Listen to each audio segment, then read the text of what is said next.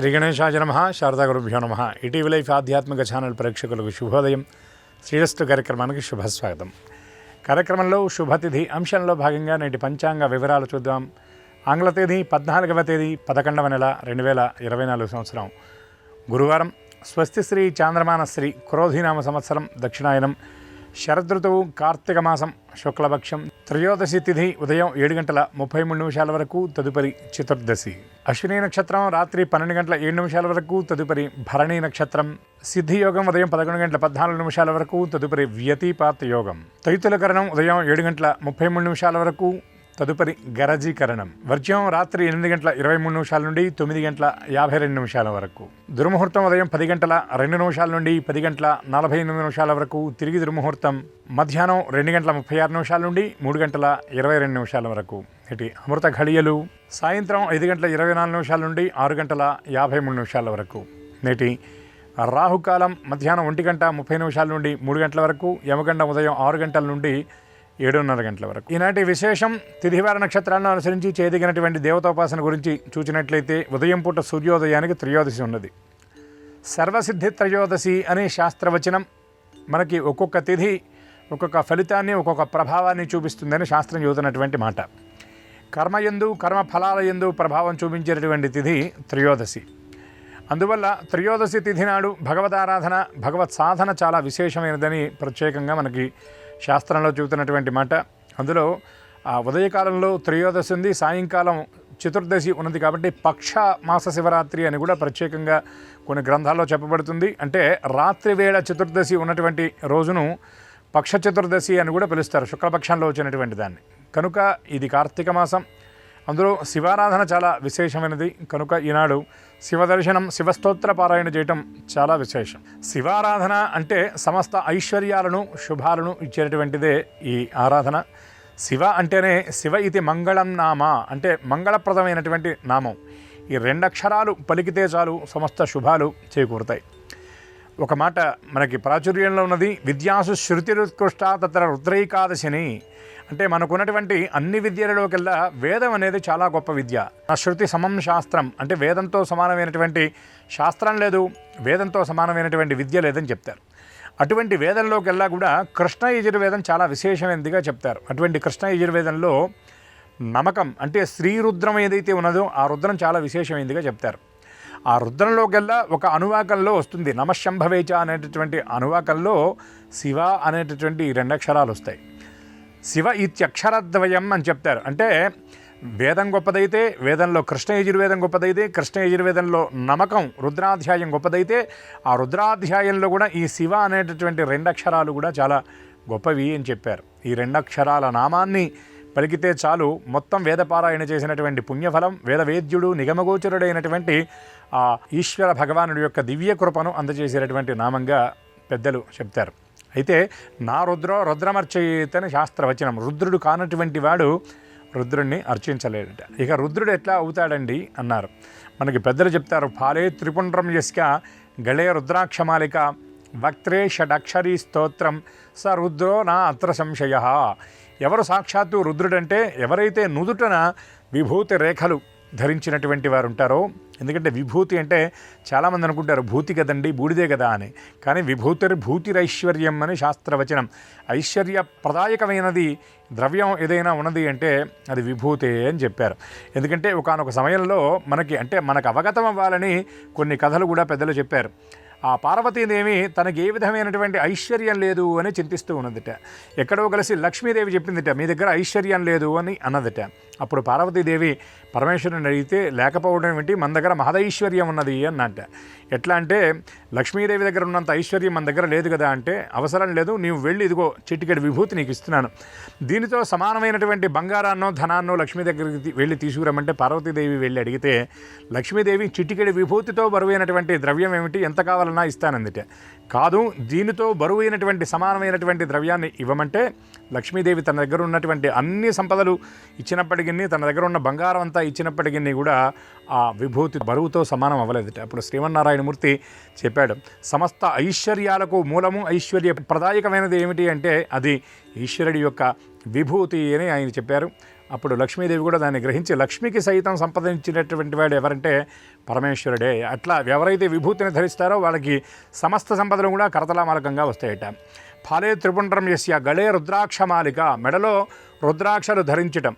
అట్లాగే వక్త్రే షడక్షరీ స్తోత్రం, ప్రణవంతో కూడినటువంటి పంచాక్షరీ మంత్రాన్ని ఎవరైతే నిరంతరం కూడా స్మరిస్తూ ఉంటారో సరుద్రో నా అత్ర సంశయ, వాళ్ళు సాక్షాత్తు రుద్రుడే అని చెప్పారు.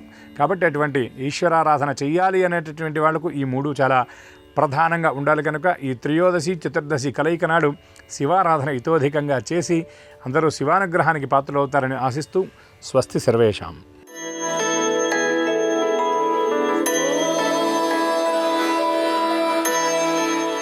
ఈటీవీ లైఫ్ ఆధ్యాత్మిక ఛానల్ ప్రేక్షకులందరికీ నమస్కారం.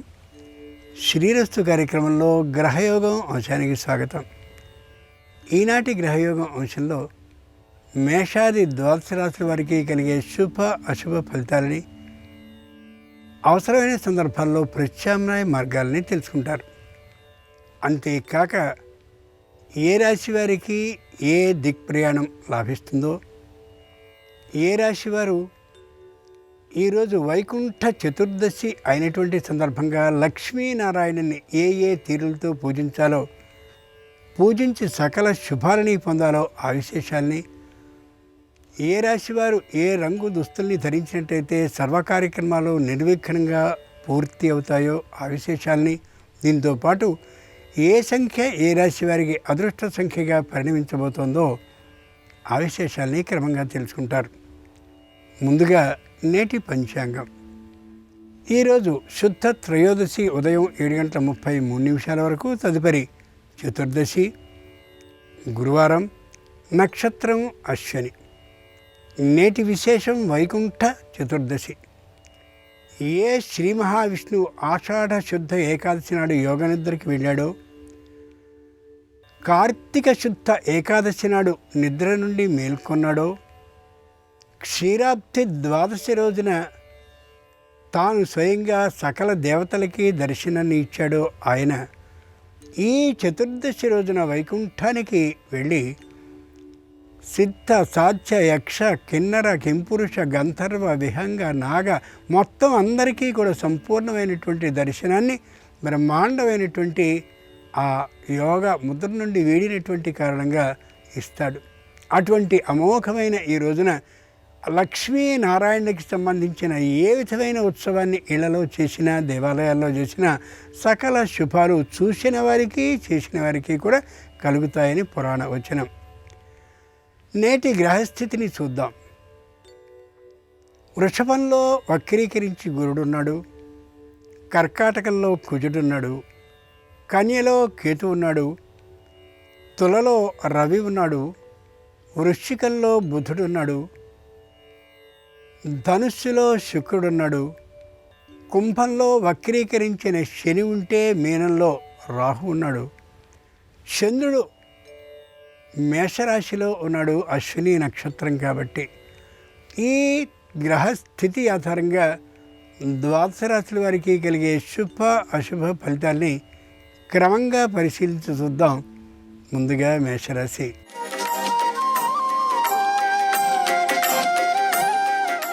ఈరోజు మేషరాశి వారు ఏ విధంగానూ చింతించవలసిన అవసరమే లేదు. ఇది చక్కని అనుకూల సమయం. వృత్తిపరమైన ఆదాయం అనుకోకుండా లభిస్తుంది. వ్యాపారపరమైనటువంటి ఆదాయం ఇనుమడిస్తూ ఉంటుంది. సంతానం అంతా కూడా, అలాగే కుటుంబ సభ్యులంతా కూడా ఏకాభిప్రాయ సాధన కలిగి ఉంటారు కాబట్టి మానసికంగా దృఢంగా ఉంటారు, శారీరకంగా కూడా బలంగా ఉండగలుగుతారు. అనుకూలత మరింత అయినటువంటి కారణంగా పెట్టుబడిని ఎక్కడ పెట్టాలనేటటువంటి విశేషంలో వృద్ధులు, అనుభవజ్ఞులు, ఆ రంగంలో నైపుణ్యం కలిగినటువంటి వారితోటి సంప్రదింపులు జరుపుతూ కనిపిస్తారు. వైకుంఠ చతుర్దశి సందర్భంగా మేషరాశి వారు లక్ష్మీనారాయణల్ని గంధ జలంతో అభిషేకించినట్లయితే వ్యాపార అభివృద్ధి కలుగుతుంది. తూర్పు దిక్ ప్రయాణం అనుకూలం. కలిసొచ్చే రంగు తెలుపు. అదృష్ట సంఖ్య 2.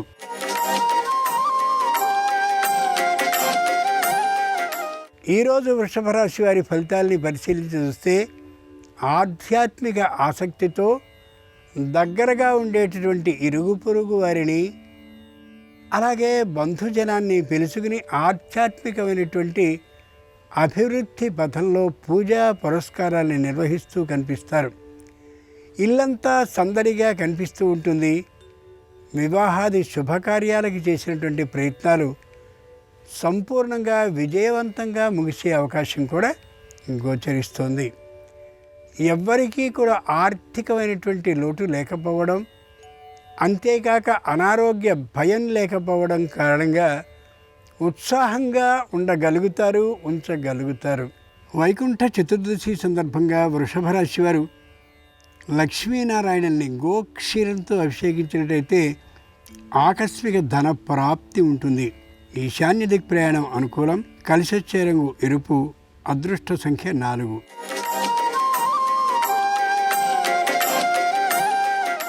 ఈరోజు మిథున రాశి వారి ఫలితాలని పరిశీలించి చూస్తే సంతానానికి సంబంధించిన చదువు కోసమని విశేషమైన శ్రమని పడుతూ ఉంటారు. వారి విజ్ఞాన అభివృద్ధి కోసం ఎక్కడెక్కడ చేర్చాలో ఆలోచించుకుని గమనించి చేర్చి వారి జ్ఞాన విజ్ఞాన అభివృద్ధి కోసం తీవ్రమైన కృషి చేస్తూ కనిపిస్తారు. పితృపితామహ ఆర్జితమైనటువంటి ఆ ఆస్తి మీద ఏ విధమైనటువంటి దృష్టి లేకుండా ఉంటారు. తాము ఆర్జించి మరింతగా అభివృద్ధి చేయాలి సంపదలనే దృష్టితో ఉంటారు. వైకుంఠ చతుర్దశి సందర్భంగా మిథున రాశి వారు లక్ష్మీనారాయణ పుష్ప జలాలతో అభిషేకించినట్టయితే వివాహాది శుభవార్తల్ని వినే అవకాశం ఉంటుంది. దక్షిణ దిక్ ప్రయాణం అనుకూలం. కలిసొచ్చే రంగు పసుపచ్చన. అదృష్ట సంఖ్య 9.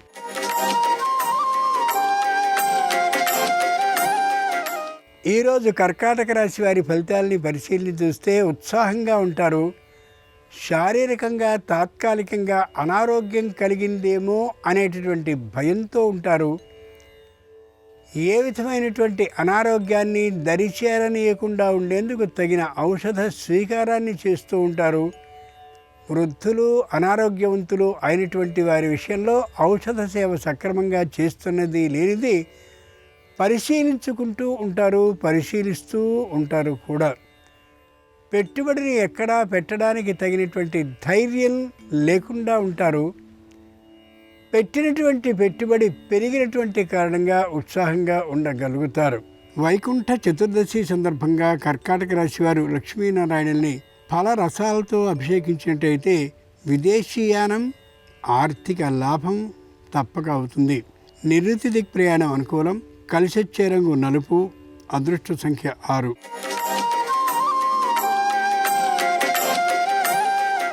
ఈరోజు సింహరాశి వారి ఫలితాలని పరిశీలించి చూస్తే సంపదని వృద్ధి చేసుకునేటటువంటి ఆలోచనలతో ఉంటారు. 10 మందితోనూ పూజా పురస్కారాలని యజ్ఞ యాగాదులని చేయిస్తూ కొంత ఆర్థికమైనటువంటి లాభాన్ని వాటి ద్వారా సంపాదిస్తూ ఉంటారు. సమాజంలో మంచి కీర్తి ప్రతిష్టలని సంపాదించుకోగలుగుతారు. పెద్దలైనటువంటి వారితో మంచి గట్టి పరిచయాలని ఏర్పాటు చేసుకుంటారు. రాజకీయ చతురులైనటువంటి వారితోనూ అలాగే ఉద్యోగంలో పై స్థాయిలో ఉన్నటువంటి వారితోనూ సత్సంబంధాలని కలిగి ఉంటారు. వైకుంఠ చతుర్దశి సందర్భంగా సింహరాశి వారు లక్ష్మీనారాయణల్ని కుంకుమ జలాలతో అభిషేకించినట్టయితే ఉద్యోగ ప్రాప్తి అవుతుంది. పశ్చిమ దిక్ ప్రయాణం అనుకూలం. కలిసొచ్చే రంగు నీలం. అదృష్ట సంఖ్య 7.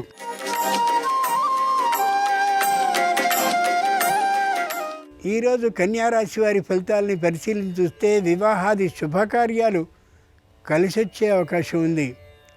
పై అధికారుల వేధింపులు ఏమాత్రమూ ఉండే అవకాశం లేనే లేదు.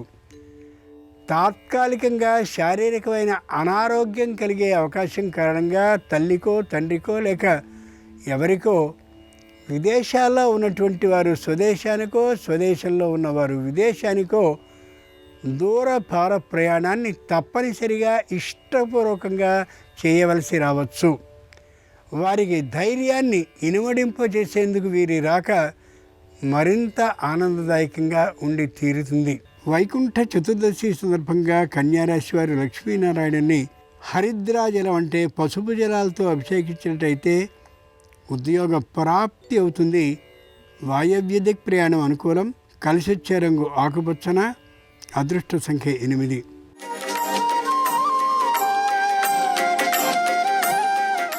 ఈరోజు తులారాశి వారి ఫలితాలని పరిశీలించి చూస్తే ఆర్థికమైనటువంటి లాభం మరింతగా ఉంటుంది. ఎవ్వరికీ అనారోగ్య బాధ ఉండదు. అధికారులు అంటే ఉద్యోగంలో పై స్థాయిలో ఉన్నటువంటి వారు అనుకూల భావంతో ఉంటారు. తోటి ఉద్యోగులందరూ కూడా సహాయ సహకారాల్ని ఇయ్యాలనే ఉద్దేశంతో ఉంటారు. వృత్తిపరమైనటువంటి ఆదాయం మరింతగా ఉంటుంది. వ్యాపారపరమైనటువంటి ఆదాయం కూడా విశేషంగా ఉంటుంది. ఎవ్వరికీ రుణాలని ఆర్థికమైనటువంటి లాభాన్ని అపేక్షించి ఇయ్యాలనే ఆలోచన కలిగి ఉండరు. ఏ విధమైన ఇబ్బంది లేకుండా గడపగలిగినటువంటి రోజుగా దీన్ని లెక్కించుకోవచ్చు ఈ రాశివారు. వైకుంఠ చతుర్దశి సందర్భంగా తులారాశి వారు లక్ష్మీనారాయణని శుద్ధ జలాలతో అభిషేకించినట్టయితే గ్రహ వ్యతిరేకత పోతుంది. వ్యాపారం అభివృద్ధి దశగా వెడుతుంది. ఉత్తర దిక్ ప్రయాణం అనుకూలం. కలిసొచ్చే రంగు పసుపచ్చన. అదృష్ట సంఖ్య 5.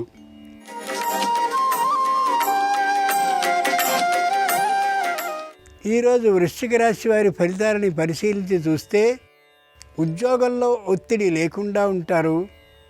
తమ దగ్గర సంస్థలో పనిచేసేటటువంటి వారి మీద సంపూర్ణమైన విశ్వాసాన్ని కలిగి ఉంటారు.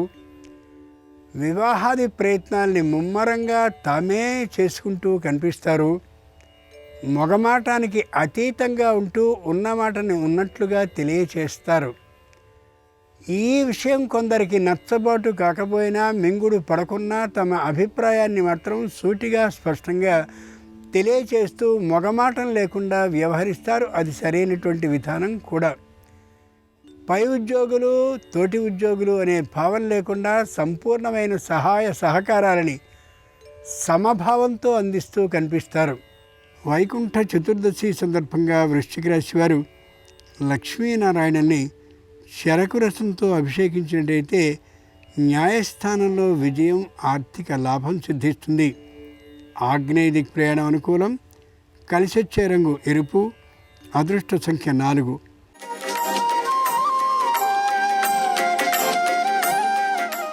ఈరోజు ధనురాశి వారి ఫలితాలని పరిశీలించి చూస్తే మానసికంగా దృఢంగా ఉంటారు.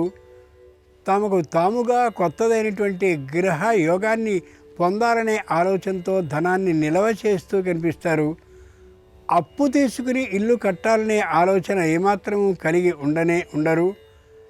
తాము కొనుక్కోబోయేటటువంటి ఇంటికి సకల సౌకర్యాల్ని స్వయంగా తామే పర్యవేక్షించుకుంటూ కనిపిస్తారు. సంతానానికి సంబంధించిన విద్యా విషయంలో లెక్క లేకుండా వ్యయాన్ని చేస్తూ కనిపిస్తారు. వినోద విహారయాత్రని ఎక్కువ ద్రవ్యంతో చేస్తూ ఉంటారు. వైకుంఠ చతుర్దశి సందర్భంగా ధనురాశి వారు లక్ష్మీనారాయణని పంచామృత జలాలతో అభిషేకించినట్టయితే భూలాభం అవుతుంది. ఉత్తర దిక్ ప్రయాణం అనుకూలం. కలిసొచ్చే రంగు తెలుపు. అదృష్ట సంఖ్య 3.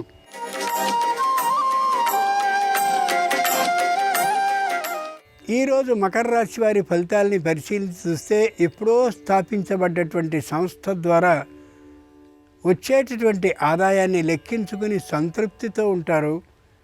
కుటుంబంలో ఉండేటటువంటి సంతానం అలాగే భార్య అనుకూలిస్తున్నటువంటి కారణంగా పైకి ఎదగగలుగుతారు. ఏ విషయంలోనూ దాపరికలు లేకుండా ఉండేటటువంటి కారణంగా ప్రతి విషయంలోనూ ప్రతి ఒక్కరూ పాల్గొని సామూహికమైనటువంటి అభివృద్ధిని సాధించగలుగుతారు. ఇతరులతో విరోధాన్ని పెట్టుకుని సమయాన్ని నష్టపోవడం ఏమాత్రమూ సరి కాదనే దృఢ నిర్ణయానికి రాగలుగుతారు. వైకుంఠ చతుర్దశి సందర్భంగా మకర రాశి వారు లక్ష్మీనారాయణని పరిమళ జలాలతో అభిషేకించినట్టయితే ఆరోగ్య సిద్ధి అవుతుంది. కుటుంబంలో సుఖశాంతులు వెల్లివిరుస్తాయి. తూర్పు దిక్ ప్రయాణం అనుకూలం. కలిసొచ్చే రంగు నలుపు. అదృష్ట సంఖ్య 8.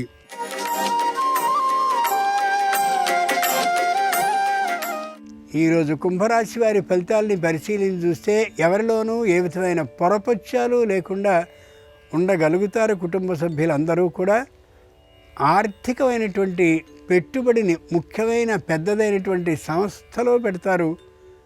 తద్వారా ఆర్థికమైనటువంటి లాభాన్ని నెలసరిగా పొందే అవకాశానికి నోచుకుంటారు. కుటుంబంలో ఏ ఒక్కరికి అశాంతి కానీ అనారోగ్యం కానీ లేకపోవడం, పై అధికారులతో సమన్వయ భావంతో ప్రవర్తించడం కారణంగా ఉత్సాహంగా ఉండగలుగుతారు. 10 మందితోనూ సమరస భావంతో జీవించగలుగుతారు. అనారోగ్య భావన ఏ ఒక్కరికి లేకుండా ఔషధ సేవని సక్రమంగా చేస్తున్నటువంటి కారణంగా ఉత్సాహంగా ఉండగలుగుతారు. వైకుంఠ చతుర్దశి సందర్భంగా కుంభరాశి వారు లక్ష్మీనారాయణుల్ని తేనెతో అభిషేకించినట్లయితే సకల సమస్యలు పరిష్కరింపబడతాయి. ఆర్థిక లాభం అవుతుంది. ఉత్తర దిక్ ప్రయాణం అనుకూలం. కలిసొచ్చే రంగు నీలం. అదృష్ట సంఖ్య 1.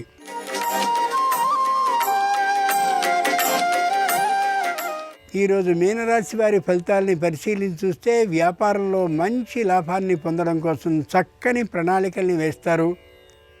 మంచి ఆలోచన కలిగినటువంటి మీనరాశి వారికి తగినటువంటి ప్రోత్సాహం కాని ఉన్నట్లయితే మరింత విజృంభించగలుగుతారు.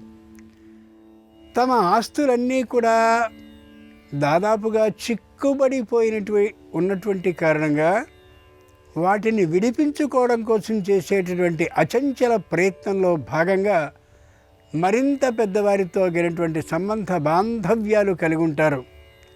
ముందు నాటికి చక్కనైనటువంటి విజయ లాభాన్ని పొందగలుగుతారు. ప్రస్తుతానికి మాత్రం తాత్కాలిక నిరుత్సాహ భావంతో ఉండొచ్చు. వైకుంఠ చతుర్దశి సందర్భంగా మీనరాశి వారు లక్ష్మీనారాయణుని కొబ్బరి నీళ్ళతో అభిషేకించినట్టయితే ఆగిన అన్ని పనులు సంపూర్ణమైనటువంటి వేగంతో కదులుతాయి. ఈశాన్య దిక్ ప్రయాణం అనుకూలం. కలిసొచ్చే రంగు తెలుపు. అదృష్ట సంఖ్య 3. ఇవి ఈనాడు ద్వాదశ రాశుల వారికి కలిగే శుభ అశుభ ఫలితాలు. ఈరోజు వైకుంఠ చతుర్దశి అయినటువంటి కారణంగా ద్వాదశ రాశుల వారికి లక్ష్మీనారాయణుల సంపూర్ణ అనుగ్రహం కలగాలని సర్వరాశుల వారి విషయంలోనూ ప్రార్థిస్తూ స్వస్తి.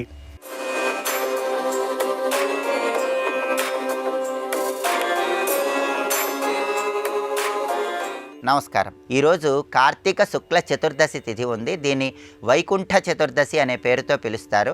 ఈ వైకుంఠ చతుర్దశి సందర్భంగా గృహంలో శివదీపాన్ని ఏ విధంగా వెలిగిస్తే శివకేశవులిద్దరి అనుగ్రహం కలుగుతుందో, అలాగే కార్తీక మాసంలో వచ్చే గురువారం సందర్భంగా రావి ఆకు దీపాన్ని ఏ విధంగా వెలిగించడం ద్వారా అష్టైశ్వర్యాలను సిద్ధింపజేసుకోవచ్చో నేటి పరిష్కారాలు అనే అంశంలో పరిశీలిద్దాం.